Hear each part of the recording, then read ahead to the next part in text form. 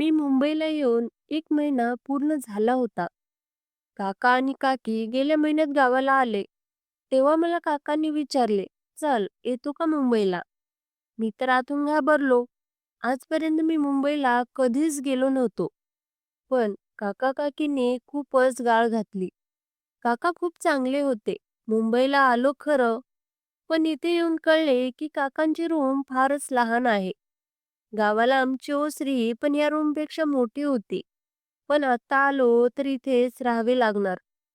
गेल्या महिन्यापासून मी नोकरी शोधत आहे. माझी काकू खूप मादक होती. खूप ठिकाणी जाऊन आलो. काकांच्या अनेक मित्रांनी खूप कंपन्यांमध्ये माझ्या नोकरीसाठी बोलून ठेवले होते. काका सिक्युरिटी सर्व्हिसमध्ये कामाला होते. त्यांना शिफ्ट ड्युटी असायची, कधी दिवसपाळी तर कधी रात्रपाळी. रात्री 7ला गेले की दुसऱ्या दिवशी 8-9 वाजता परत यायचे. काकी घराचे सगळे कामं करायची. मीही तिला मदत करायचो. बंड्या आणि चिमू दोघे दुपारी शाळेत जायचे. रूम लहान होती आणि रूमच्या कोपऱ्यात एक बाथरूम होते.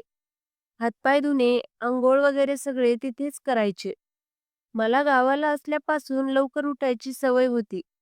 पण इथे लोक 7-8 नंतरच उठायचे. काका दिवस पाळी असल्यावर लवकर उठून जायचे आणि त्यांचा डब्बा करायला काकी पण उठायची. बंडे आणि चिमू तर 8 वाजल्याशिवाय उठतच नसत. काकी घरात नेहमी साडीच नेसायची. त्यावर साधाच ब्लाऊज असायचा. तिच्या साड्या साध्या होत्या, पण त्या नेसण्याची तिची लकब तिच्या सौंदर्याला अजूनच खुलवत होती. कधी-कधी ब्लाऊज थोडा ढिला झालेला असायचा, पण काकी त्याकडे विशेष लक्ष द्यायची नाही. पदरही कधी सरकायचा, पण ती त्याकडे दुर्लक्ष करत असावी. घरात कामं करताना जेव्हा ती वाकायची, तेव्हा नकळत माझं लक्ष तिच्याकडे जायचं. काहीतरी असं वाटायचं जे मी स्वतः समजून घेत होतो. आतापर्यंत अशा भावना मला कधीच झाल्या नव्हत्या. पण आता हळू त्यांची जाणीव होऊ लागली होती. मी गावातूनच शॉर्ट पॅन्ट घालायचो. तीच इथेही घालत होतो. पण आता मला स्वतःच अवघडल्यासारखं वाटू लागलं होतं. भीती वाटत होती. ही भावना काकींना कधी जाणवली तर? पण त्या कधी काही बोलल्या नाहीत. त्या आपल्या कामात इतक्या मग्न असायच्या की त्यांना हे जाणवलंही नसेल. किंवा कदाचित त्या जाणून-बुजून दुर्लक्ष करत असतील. कधी-कधी कपडे धुताना काकी साडी भिजू नये म्हणून वर बांधायची. त्यावेळी तिच्या मांड्या स्पष्ट दिसायच्या. ती काळी-जावळी होती, पण तिच्या नजरेत एक अनोखे आकर्षण होतं. एक प्रकारचा मोहक गंभीरपणा. तिचे केस फारसे लांब नव्हते, पण कमरेपर्यंत रुळलेले, मोकळे सोडले की वाऱ्याच्या झुळकीबरोबर हलायचे. ती अंगाने बारीक आणि सडपातळ होती, पण तिच्या हालचालींमध्ये एक अनोखी लय होती. मुंबईत हळूहळू रुळू लागलो. घराच्या बाहेर पडायचं धाडस आलं. शेजारच्या वाडीत राहणाऱ्या राजूसोबत ओळख झाली. तो मुंबईचाच होता. 10वी नंतर शाळा सोडून काम करू लागलेला. आम्ही अधूनमधून भेटायचो. संध्याकाळी रोडच्या पलीकडे एका कट्ट्यावर बसून गप्पा मारायचो. तो थोडा वात्रट स्वभावाचा होता. तो मला हसत-हसत विचारायचा, "काकीचं बघतोस ना?" त्याचा प्रश्न ऐकून मी गडबडून जायचो. काही बोलायचो नाही. पण त्याच्या शब्दांनी मनात एक विचार रुजू लागला. खरंच मी तिच्याकडे पाहू लागलो होतो. तिच्या अस्तित्वात काहीतरी अनामिक आकर्षण होतं. ती घरात असताना नुसता ब्लाऊज घालायची. आत काहीच घालत नसे. कधी दुपारी मी पुस्तक वाचत असताना नकळत नजरेत काही क्षणांसाठी पडायचं आणि हृदयाचा ठोका चुकायचा. मग नकळत मी चोरून पाहायला लागलो. सकाळचा निवांत वेळ होता. मी उठलो आणि घरभर शांतता पसरलेली जाणवली. काका कदाचित आधीच कामावर गेले असावेत. अचानक कोपऱ्यातील मोरीत पाण्याचा आवाज आला. मला वाटले नळ चालू राहिला असेल. उत्सुकतेने मी पुढे झालो आणि हळूच मोरीत डोकावले. काकी अंघोळ करत होती. ती पाठमोरी उभी होती. त्यामुळे तिला माझ्या उपस्थितीची कल्पनाच नव्हती. तिचे भिजलेले केस पाण्यात माखून तिच्या पाठीवरून अलगद खाली सरकत होते. तिच्या हालचालींमध्ये एक सहज लय होती, एक नैसर्गिक सौंदर्य. क्षणभर नजर हटली नाही, तिच्या सावळ्या त्वचेवरून पाण्याचे थेंब ओघळत होते. सूर्यकिरणांत चमकत होते. हृदयाचा ठोका क्षणभर चुकला. मी पटकन भिंतीच्या आड लपलो, पण मनाला स्वस्थ बसवत नव्हतो. हळूच पुन्हा डोकावून पाहू लागलो. ती अतिशय मोहक वाटत होती. तिच्या सौंदर्यात एक सहज सुंदरता होती, जिच्याकडे पाहताना वेळ थांबल्यासारखा वाटला. तिच्या पातळ त्वचेवरून उघळणारे थेंब, तिच्या सावळ्या वर्णाला दिलेली ती चमक आणि तिच्या शरीराच्या लयबद्ध हालचालींनी मनाला गारुड घातले होते. अंघोळ संपत आली होती, पण माझ्या मनात विचारांचे काहूर उठले होते. राजूचे शब्द मनात घुमू लागले. त्याने सांगितलेल्या गोष्टी खऱ्या वाटू लागल्या. मनाला अनामिक ओढ लागली आणि नकळत मी तिच्याकडे अधिक लुब्ध नजरेने पाहू लागलो. क्षणभर असे वाटले की त्या धुकट वातावरणात जाऊन तिला सहज स्पर्श करावा. लगेच जाऊन त्यांना अलगद मिठीत घ्यावे आणि खूप प्रेम करावे. ती खूप मादक दिसत होती. आहा! काय ते दृश्य होते आणि वाटत होते की तिच्या उबदार स्पर्शात हरवून जावे. पण मी तिथेच थांबलो. हृदय वेगाने धडकत होते. समोरचे दृश्य मंत्रमुग्ध करणारे होते. तिला पाहून मला आता रात्रभर झोप येणार नव्हती. माझं मन बेचैन होऊन फार उड्या मारत होतं. मला आता काकीने टॉवेल घेतला आणि कोणत्याही क्षणी ती बाहेर येईल आणि मला पकडेल म्हणून मी सावध झालो. हळूच अंथरुणात जाऊन झोपलो. पण माझ्या उत्तेजना अजून शांत होत नव्हती. काकीने वाकून बघितले, सर्व झोपले आहेत याची खात्री करून ती बाहेर आली आणि साडी नेसली आणि देवाला नमस्कार केला आणि मुलाला उठवू लागली. मी जागा असूनही ताबडतोब उठलो नाही, कारण माझा अजून जागच होता. मी पोटावर झोपून हळूहळू शांत करू लागलो. आता माझी काकीकडे बघण्याची नजर बदलली होती. कधी चान्स मिळाल्यावर मला मुद्दाम तिच्या अंगाला स्पर्श करायची जणू सवय जडली. तिचा स्पर्श झाला की वेड लागायचे. अंगात एक वेगळीच चमक उठायची. असं वाटायचे की लगेच तिला मिठीत घेऊन चुंबनाचा वर्षाव करावा. तिच्यावर खूप प्रेम करावे आणि नको नको ते करावे तिच्याशी तशी स्वप्न पण पडायची. त्यात राजू आणखी भर घालायचा. तो एक एक आयडिया देऊ लागला. म्हणायचा झोपेत पाय टाकायचा तिच्या पायावर आणि मस्त हात फिरवायचा वरून.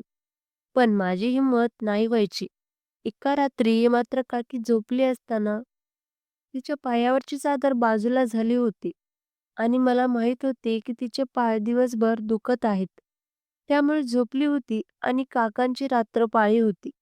मला झोप येत नव्हती, कारण मला काकीचा स्पर्श करायचे होते. हात लावायची तीव्र इच्छा झाली होती. मी जरा धीर करून विचारले, "काकी, आज पाय खूप दुखत होते का गं?" ती म्हणाली, "होय रे, आज उद्या बहुतेक पाळी येईल म्हणून दुखत आहेत.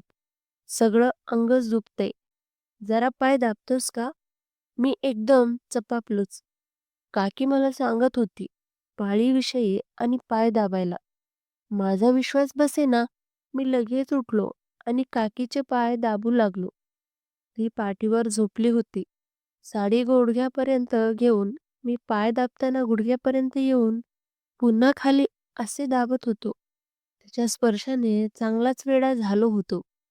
हात थरथरत होते आणि माझ्यामधून करंट वाहू लागला.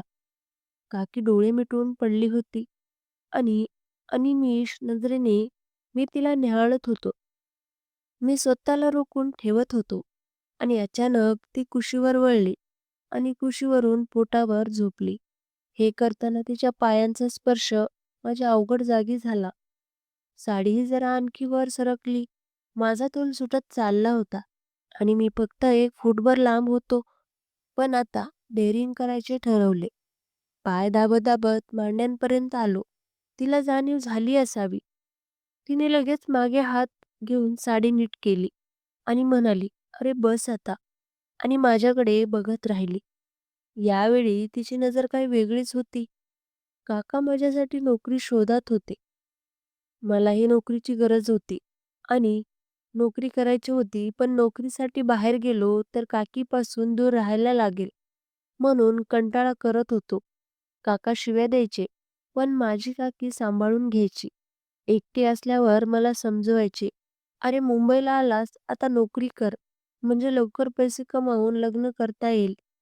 मी तिला म्हणायचो, "नको गं, लग्न वगैरे. मला तुझ्याचकडे राहायचे आहे." असे म्हणून तिच्या सर्वांगावरून नजर फिरवायचो.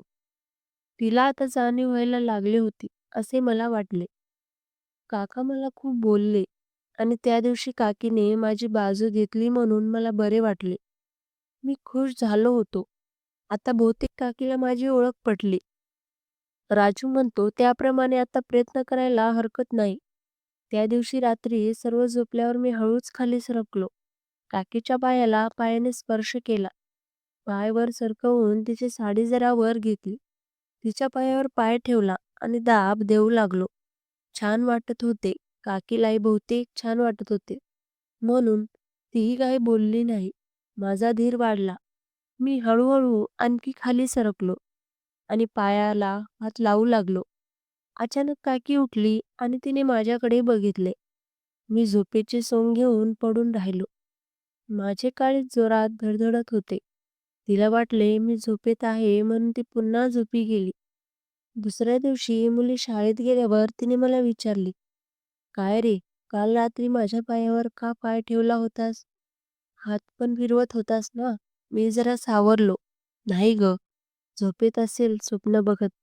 स्वप्नात मला वाटले की मी तुझंच पाय दाबतो आहे." "अच्छा, असं काय?" "नाही, मला वाटलं." असं म्हणून तिने माझ्याकडे एक कटाक्ष टाकला आणि माझ्या पॅन्टवर पण आणि म्हणाली, "काय रे, माझ्याकडे हल्ली असा काय बघतोयस रे?" मी म्हटले, "असा म्हणजे कसा?" ती म्हणाली, "त्या दिवशी पण पाय दाबायला सांगितले तर हात वर जात होते. हल्ली मी बघत आहे, मला उगाच कुठेतरी हात लावायचा प्रयत्न करतोस." "हो ना?" मी खाली मान घालून उभा होतो. तिने हळूच हाताने हनुवटी वर केली आणि म्हणाली, "माझ्याकडे बघ." माझ्या डोळ्यात पाणी आले होते. काकी म्हणाली, "अरे, असा काय करतोयस? मी तुझ्या चांगल्यासाठीच सांगते आहे. माझ्यामध्ये काय आहे एवढे?" तिचा पदर अजूनही सरकलेला होता. माझे पटकन तिकडे लक्ष गेले. मादक दिसत होते. कॉटनची साडी अंगाला चप्प बसली होती आणि ती अजून उठून दिसत होती. मला भावना अनावर झाल्या. डोळ्यातून अश्रू वाहू लागले आणि मी काकीला मिठी मारली. अशा माझ्या अचानक करण्याने ती एकदम चमकली. पण माझी पकड एकदम सोडवू पण शकली नाही. "विजय, अरे सोड मला, काय करतोयस? सोड ना, सोड." असं म्हणून मला ढकलू लागली. मी तिच्या अंगावरून, पाठीवरून, डोक्यावरून हात फिरवू लागलो. "विजय, अरे तुला इथे नोकरीला आणलं हेच पांग फेडलंस का? असाच वागायचं असेल तर परत पोहोचून यायला सांगते यांना. सोड मला." असे म्हणून काकीने माझ्या कानशिलात एक लावून दिली. मी रडू लागलो. म्हणालो, "सॉरी काकी, मी चुकलो, असे पुन्हा नाही करणार. पण काकांना सांगू नको. मला घरातून काढू नको. मी तू सांगितलेले सगळे ऐकेन. पण मला इथेच राहू दे. मला तू आवडतेस. विजय, तू आता गप्प राहा आणि बाहेर जा. मला तुझ्याशी बोलायचे नाही." मी म्हणालो, "काकी प्लीज माफ कर. मी तुझ्या पाया पडतो." काकी पदर सारखा वर करू लागली आणि ती पण कावरी-बावरी झाली होती. मी हळूच तिचे निरीक्षण करत होतो. ती थोडीशी लाजत सुद्धा होती. तिला आतून कुठेतरी मी जे बोललो ते आवडले होते. मी पुन्हा एकदा सॉरी म्हणून तिथून निघून गेलो. संध्याकाळी राजू भेटला. त्याला घडलेली हकीकत सांगितली. तो म्हणाला, "यार बाजी मारलीस तू शाब्बास.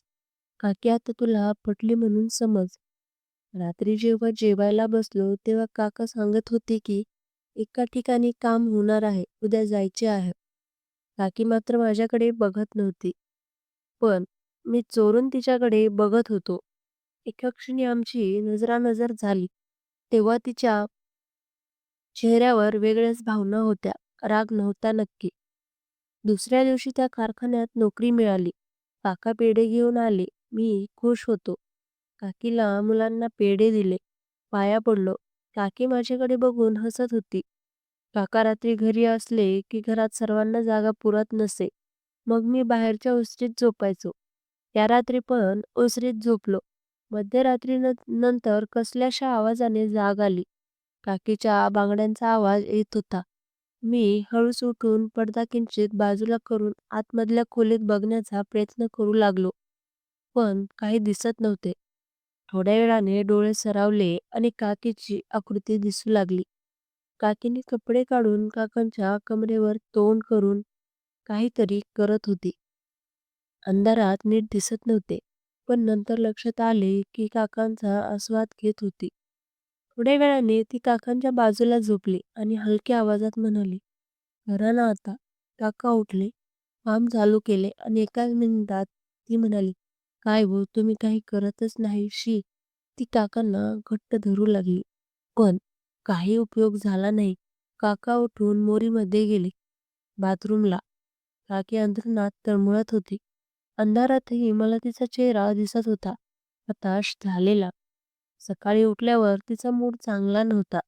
बडबड करत होती. रात्रीच्या प्रकारामुळे ती वैतागलेली होती. माझ्याकडेही रागाने बघत होती. मी कामावर जायला निघालो, तिच्या पाया पडलो. तशी हसली आणि माझ्या पाठीवर हात फिरवला. मला फार छान वाटले. माझा जॉब चांगला होता. संध्याकाळी घरी आल्यावर काकीने विचारल्यावर मी तिला सगळी माहिती दिली. कामावर सुपरवायझर वगैरे कसे आहेत, इतर लोक कसे आहेत ते सांगितले.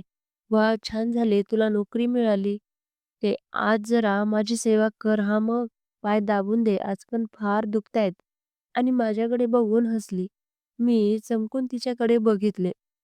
मला आता काका कधी कामावर जातात आणि रात्री मी कधी काकीचे पाय दाबतो असे झाले होते. काका 8 वाजता कामावर गेले. काकीने आज जेवण लवकर आटपलं. मुली 9 ते 9:30ला झोपी गेली. काकी 10 वाजता सगळे आटोपून अंथरुणावर पडली. तिने लाईट ऑफ केला आणि मला खुणावले. बाजूला यायला सांगितले. ती झोपली आणि साडी गुडघ्यापर्यंत वर केली आणि दाब म्हणाली. मी पायाची बोटे कुरवाळू लागलो. हळूहळू तळवे दाबू लागलो. तिच्या पोटऱ्या दाबू लागलो. एकदा तिच्या चेहऱ्याकडे पाहिले. ती डोळे बंद करून खालचा ओठ चावत होती. मीही वर सरकलो. गुडघ्यांना स्पर्श करीत मालिश करायला सुरुवात केली. तशी ती शहारली. तिने डोळे उघडले आणि डोळे मोठे करून दटावू लागली. श्वास वाढला होता. एकदा तिने मुलांकडे नजर टाकली. ती शांतपणे झोपली होती. मी थांबलो नव्हतो.